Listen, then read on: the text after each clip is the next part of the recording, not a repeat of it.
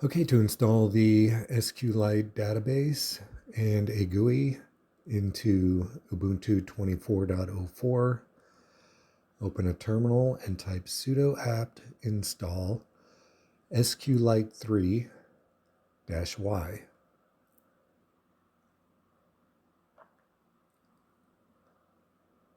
And when that's done, we can check the version by typing SQLite 3 version.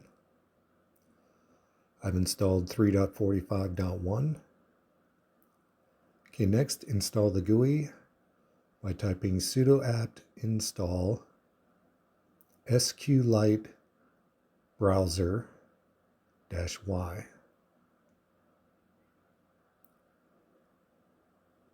And when that's done, you can close the terminal, go to your menu, and run db browser for SQLite. And that's all there is to it. Thanks for watching.